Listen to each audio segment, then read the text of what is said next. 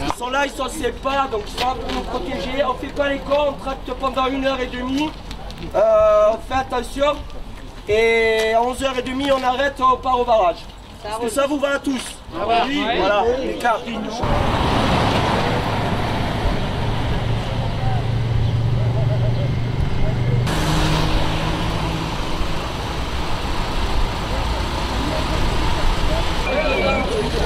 C'est moi qui les ai faites, hein.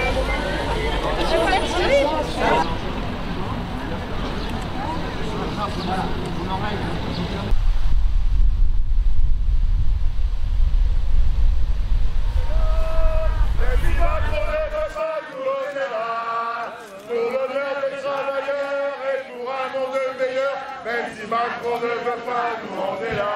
On le fait, on est là. On est là. Même si Macron ne veut pas, nous on est là. Pour le bien des travailleurs.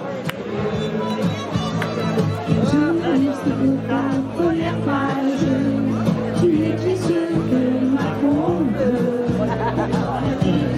Formidable, la balade des gens furieux.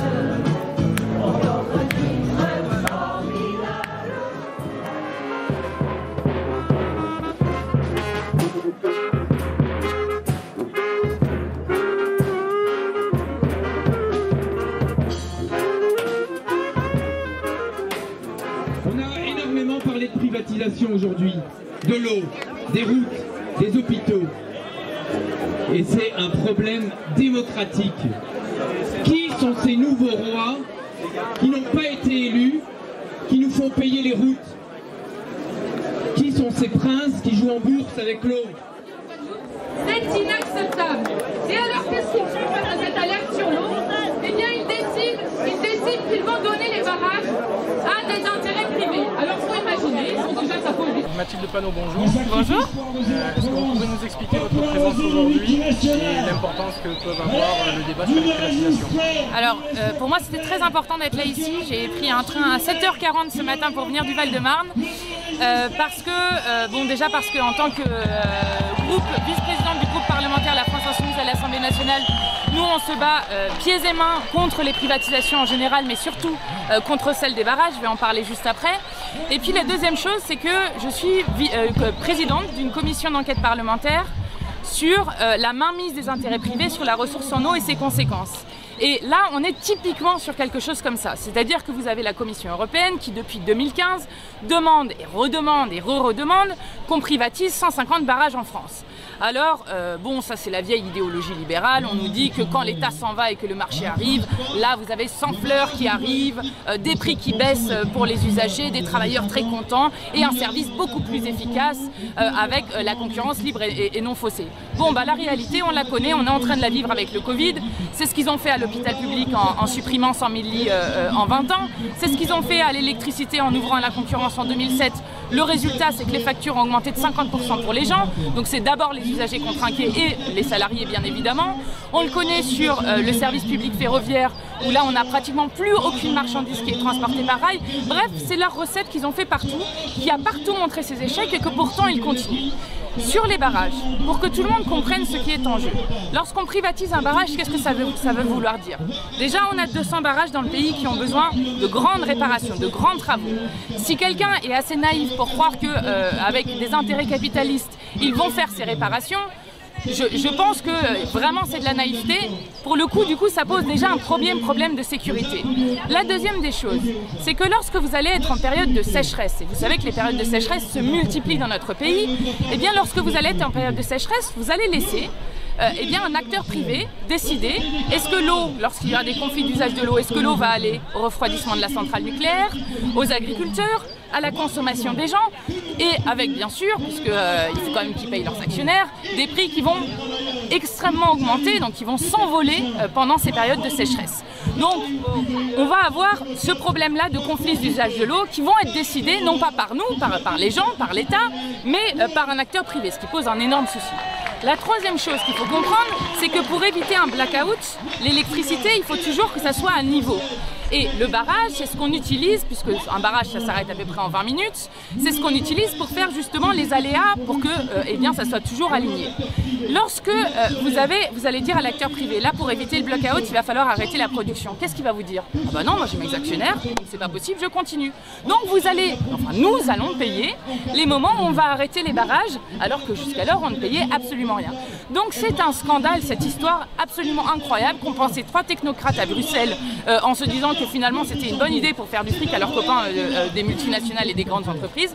Et nous disons l'intérêt général, c'est absolument de conserver ces barrages et de ne pas les concéder au privé. On a un autre exemple que tout le monde peut très bien comprendre, on a fait ça avec les autoroutes. Résultat, quand vous mettez 1 € dans un péage, 50 centimes va aux actionnaires. Eh bien ce n'est pas l'avenir que nous souhaitons pour notre pays. Alors Joël Brochier, je suis secrétaire départemental de l'Union syndicale solidaire, les différents Sud pour les gens qui connaissent peut-être un peu moins solidaire.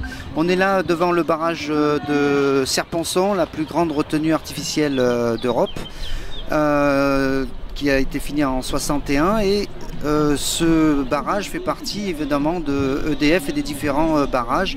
Le projet d'EDF qui est passé en SA il y a déjà quelques années, c'est la privatisation. Alors s'ils ne privatiseront pas le barrage en lui-même, ils veulent privatiser ce qu'il y a derrière, c'est-à-dire l'eau et les turbines. En gros, comme le processus pour les autres privatisations d'autres services comme la SNCS, on privatise la marchandise et tous les tuyaux, l'entretien, tout ça, ça resterait avec l'argent public. Ce qui arrive à EDF, c'est arrivé dans d'autres secteurs et on se battra contre toutes les privatisations de l'ensemble qui a fait en fait le programme national de la résistance.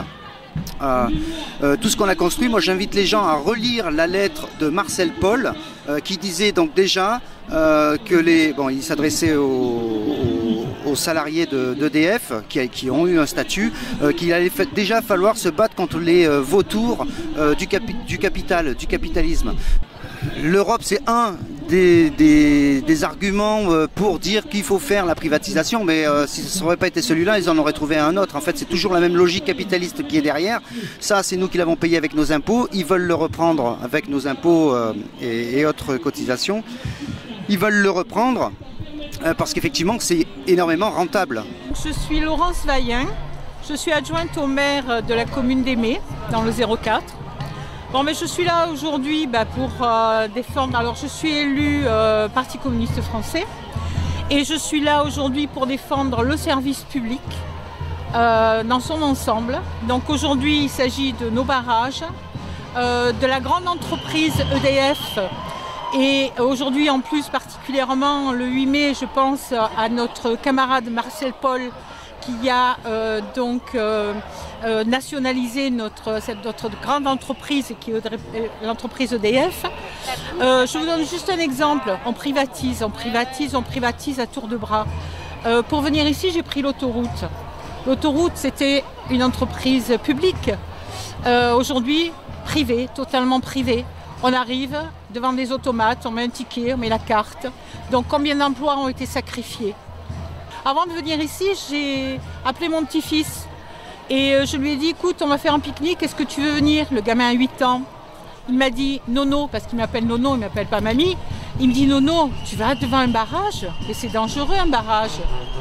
Je lui ai dit, non mon petit, tant que c'est EDF qui gérera les barrages ne seront pas dangereux. Et pour preuve, toutes les cités des employés EDF sont au pied des barrages. Le jour où c'est privé, là, on va commencer à se faire du souci. L'eau, c'est un bien public. L'eau, c'est un bien public. Nous, dans la vallée de la Durance, on a eu ces barrages et depuis, écoutez, déjà il n'y a plus de crues. Voilà, on n'a plus de crues. On a quand même une vallée qui est au niveau de l'agriculture, qui est quand même un exemple. Parce qu'il faut savoir qu'on a le bassin, le canal EDF qui fournit toutes les agricultures en eau à un prix défiant toute concurrence. Le jour où ça passe au privé, mais ça touche tout le monde. Vous, moi, les agriculteurs, tout le monde. Voilà. L'eau, moi je dis, c'est un service pour tout le monde. L'eau est publique, l'eau est à chacun. On a droit à l'eau. Voilà. C'est un besoin essentiel. Et c'est un besoin essentiel. Le barrage de Roseland a réussi ce qui est souvent un mythe pour les militants, rassembler 3 fronts militants qui malheureusement ne luttent pas assez souvent ensemble, les Gilets jaunes de 4 départements. Et bonjour, je suis Philippe André, je suis porte-parole du syndicat Sud Énergie, essentiellement à EDF. Et on est là aujourd'hui avec beaucoup de gilets jaunes, beaucoup de militants écologistes, beaucoup de partis politiques pour dire non à la continuation de 25 ans d'aberration, la mise en concurrence du système électrique. Le nouveau nom de l'étape qui nous attend s'appelle Hercule. Avec Hercule, vous allez démanteler EDF, vous allez privatiser les réseaux et donc les campagnes éloignées risquent d'être désélectrifiées. Vous allez privatiser les systèmes insulaires, mettre en concurrence des systèmes de production qui doivent être complémentaires, fragiliser la recherche, fragiliser l'ingénierie. Bref, on continue l'aberration depuis 25 ans de doctrine de la Commission européenne qui n'est jamais mise en débat et démocratiquement incontestable. Donc nous, on est venus ici aujourd'hui. J'étais tout à l'heure à Saint-Égrève sur le barrage aux portes de Grenoble pour dire la même chose. Et j'ai une pensée émue pour mes copains savoyards de Beaufort qui font la même chose là-bas, un autre pays du fromage et un autre pays des barrages. Et donc il est absolument important que cette lutte qu'on a commencée il y a 2 ans sur les barrages de France, où on a sauvé les barrages puisqu'il n'est plus question de les mettre en concurrence, s'étende désormais à l'ensemble du système électrique. L'électricité, c'est le sang de l'économie française, c'est un bien commun vital pour tout le monde et notamment pour les précaires. On a 13 millions de précaires énergétiques en France aujourd'hui. Et puis avec des barrages comme celui-ci qui est le plus grand réservoir d'Europe, artificiel, avec l'équivalent d'un cube d'1 kilomètre d'eau de côté et avec la tragédie climatique qui est en cours. L'eau va se raréfier, notamment l'été, les besoins vont augmenter et donc on s'apprête non seulement à donner l'électricité mais aussi l'eau à des intérêts de multinationales potentiellement étrangères. C'est absurde, en tout cas les privés sauront quoi faire de tout ça, de l'argent. Et comme ça fait 25 ans que ça dure, les citoyens et les citoyennes le savent, leur facture a augmenté de 60%. 60% d'augmentation avec une Commission européenne aveuglée par son slogan « Le privé, ça fait baisser les prix ». Halte à la casse, stop au hold-up et rendez-nous nos biens communs. Vis-à-vis de la distribution de l'eau, quels sont les enjeux, notamment avec le barrage de Serre-Ponçon? Eh ben, les barrages stockent donc 75% des réserves d'eau potable de surface du pays, c'est les robinets de la France. Et l'eau qu'ils stockent ne sert pas du tout qu'à produire de l'électricité. Elle sert également aux agriculteurs, au tourisme. Et si le lac de Serre-Ponçon n'est pas plein, c'est arrivé certains étés, début 90, les recettes estivales de tout le département des Hautes-Alpes sont rabotées de 50%. C'est donc un poumon économique. Mais ça sert aussi au refroidissement de sites industriels comme les centrales nucléaires. Ça sert à la navigation, ça sert à la pêche. Et tous ces usages de l'eau vont devoir se disputer une eau qui se raréfie. On comprend que le privé, dans ce contexte, ait envie de faire main basse sur un trésor pareil, qu'on appelle maintenant l'or bleu.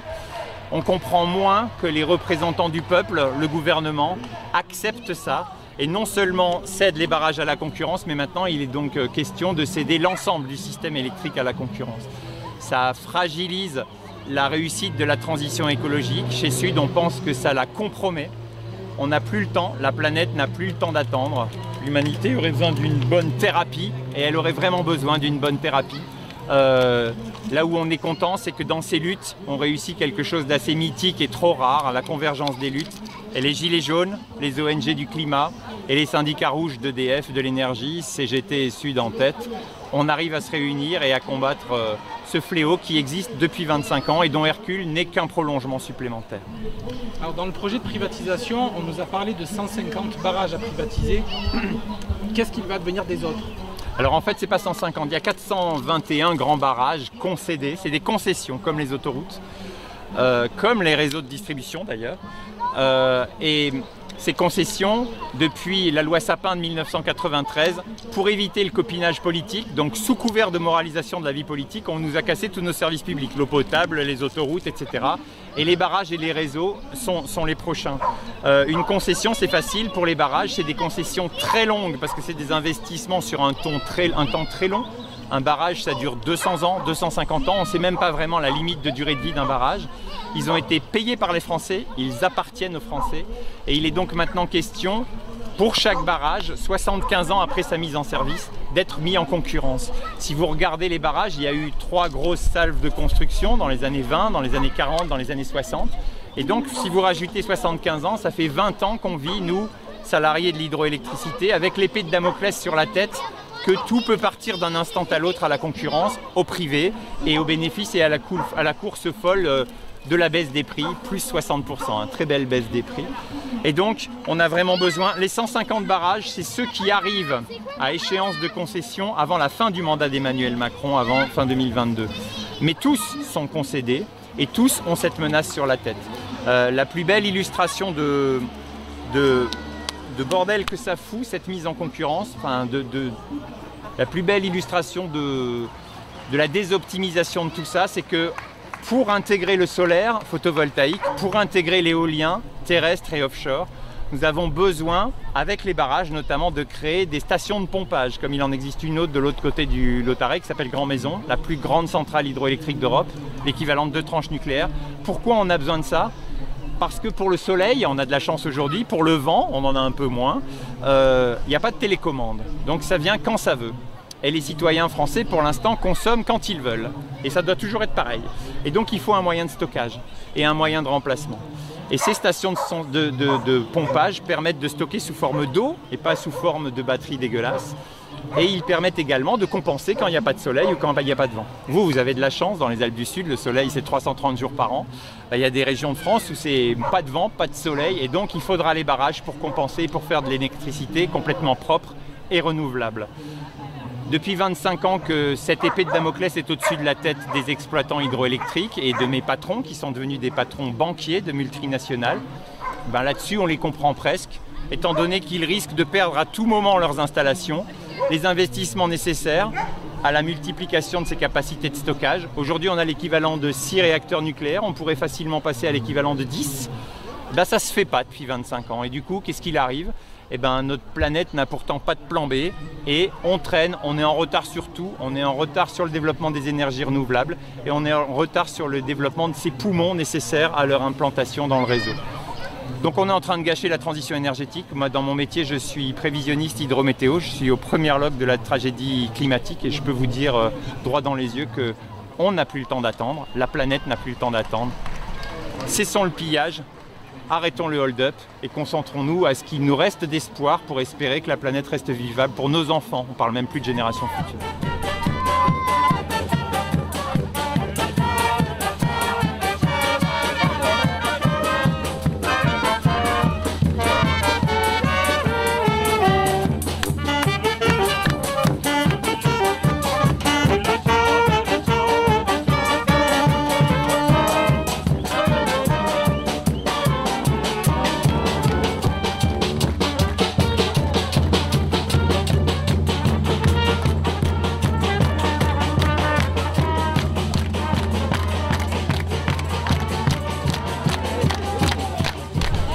Stéphane Sansano, je suis responsable de la CGT au niveau du syndicat des territoriaux dans les Alpes de Haute-Provence. Donc Sylvain Miralles, moi je suis délégué syndical CGT hydraulique Méditerranée sur toute la Durance. On est ici présent à l'appel d'initiative lancé par les Gilets jaunes, à laquelle beaucoup d'organisations syndicales et beaucoup d'organisations politiques ont rejoint le mouvement contre la casse des services publics. Donc là c'est une journée un peu, on va dire, phare au niveau de la région. Pourquoi ? Parce qu'on est sur un barrage qui appartient à la nation. Donc voilà le pourquoi du comment on est aujourd'hui ici. Concrètement, qu'est-ce que ça représente aujourd'hui, Serponçon et la privatisation des barrages et de l'hydroélectrique français? Alors il faut savoir que c'est des ouvrages qui ont été construits à la sortie de la guerre. Il fallait reconstruire le pays, avoir un mégawatt qui soit le moins cher possible et pouvoir alimenter toute la France au même tarif. Donc aujourd'hui c'est ce qu'on appelle la péréquation tarifaire, donc le tarif est le même pour tous. Ça a tenu jusqu'au début des années 2000 où la volonté a été du gouvernement français d'ouverture de l'entreprise EDF à la privatisation. Et aujourd'hui, donc 20 ans après, qu'est-ce qu'on observe ? Au bout du bout, c'est la dernière phase qui est proposée à travers le projet Hercule. Donc la casse de l'entreprise en différentes entités, différentes filiales. Et la partie hydraulique, un gros point sur la partie hydraulique, avec son maintien ou pas dans le giron public. Voilà. Aujourd'hui, la seule garantie qu'on a, c'est le nucléaire qui resterait dans un, on va le dire comme ça, dans un giron public. Et il y a derrière tout ce qui est énergie renouvelable, la filiale déjà Enedis, le RTE, donc là c'est une ouverture du capital à hauteur de 35%. En quoi l'hydroélectrique présente une importance particulière et spécifique par rapport aux autres énergies ? Alors la particularité de l'hydraulique, c'est une énergie renouvelable qu'on peut piloter. Voilà, à contrario de l'éolien ou du panneau photovoltaïque où dès qu'il y a des premiers rayons de soleil, ça produit et il faut balancer les mégawatts sur le réseau. L'hydraulique, on peut, à travers la capacité qu'a un barrage, on peut retenir de l'eau et la faire turbiner quand on en a besoin. Voilà, aujourd'hui la volonté elle est là-dessus. Mais maintenant, la crainte aussi, c'est de se dire, bon, mais aujourd'hui, le barrage, il appartient à une entreprise, on va le dire comme ça, 100% public. Si demain, ça part au privé, eh ben, il va sûrement vouloir faire tourner ses turbines quand le prix du mégawatt sera au plus haut. Okay. Par rapport à la gestion et la distribution de l'eau, quels sont les enjeux de la privatisation des barrages hydroélectriques? Alors, il faut savoir qu'un barrage hydroélectrique ne sert pas qu'à faire des mégawatts. Il y a tout cet aspect multi-usage de l'eau. Donc respect des codes touristiques pour pouvoir assurer du tourisme durant les périodes estivales. On délivre aussi de l'eau potable dans les villes comme Marseille et Aix-en-Provence. On a tout ce qui est agriculture, donc nous pour la plaine de la Durance c'est vachement important. Et on a tout ce qui est aussi refroidissement des centrales nucléaires. Voilà, donc tout ça c'est ce qu'on appelle le multi-usage de l'eau, qui est aujourd'hui pas facturé au niveau des usagers. C'est des services qui sont pris en compte par EDF à travers des contrats, mais l'entreprise n'est pas rémunérée là-dessus. Voilà. Et donc ça, pour les usagers, c'est entre guillemets transparent.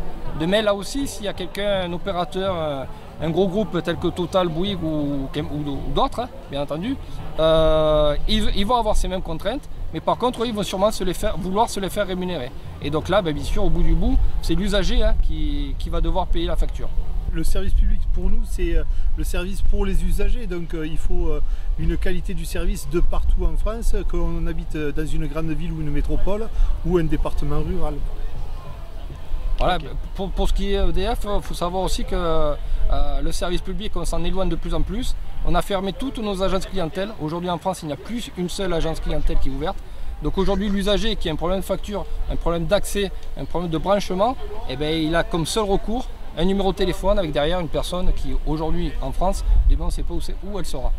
Je pense que dans cette période de pandémie, finalement, le service public, il a montré toute son utilité. Et il pourrait être aussi porteur de quelque chose de nouveau, les 32 heures. Actuellement, on voit qu'on nous enferme, on nous dit de rester le soir à la maison. Et finalement, peut-être que le fait de passer aux 32 heures dans cette période-là permettrait aussi de créer des nouveaux emplois et de trouver une autre solution par rapport à la société que nous vivons actuellement. Lors d'une manifestation, on était venu me voir en me disant, tu sais Sylvain, le service public c'est tout ce qui nous reste nous, des petites gens. Et aujourd'hui on est en train de plus en plus de nous les supprimer. Et derrière on n'aura plus aucun accès à tous ces services-là. Voilà, donc nous on combat à travers notre organisation syndicale et aussi les différents pouvoirs politiques qui sont avec nous dans la bataille. On combat ces choix politiques qui sont faits.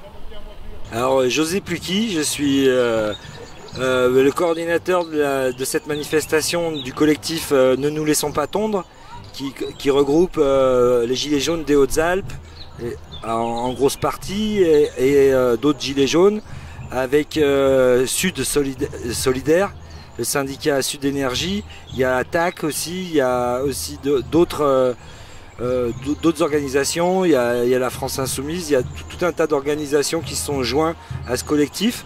Pourquoi Serre-Ponçon? Est-ce qu'il y a un intérêt stratégique vis-à-vis de ce barrage? Qu'est-ce que ça représente exactement? Nous, dans notre département, c'est l'identité de notre département. Le lac de Serre-Ponçon, ça représente... il y a 10 000 personnes qui sont venues pour le construire. C'est l'endroit où il y a le plus de touristes, c'est ce qui fait vivre le pays au niveau touristique. C'est la plus grosse réserve d'eau, hein. Là c'est l'eau de la pluie. Hein. C'est l'eau de la pluie et de la neige. Donc quand vous privatisez ça, ça veut dire que vous privatisez l'eau de pluie. C'est-à-dire que vous faites payer l'eau de pluie. Et nous, notre slogan, c'est quand tout sera privé, on sera privé de tout. C'est-à-dire que le jour où vous n'avez pas les moyens, comme vous n'avez pas les moyens de vous soigner, vous vous soignez pas. Voilà, c'est chacun pour soi. C'est le modèle qu'ils sont en train d'essayer que le gouvernement essaye de nous imposer. C'est tout privé. Le tout privé, ça veut dire que les pauvres, ça veut dire que les campagnes, parce qu'ici on est les campagnes, tous les défavorisés vont perdre.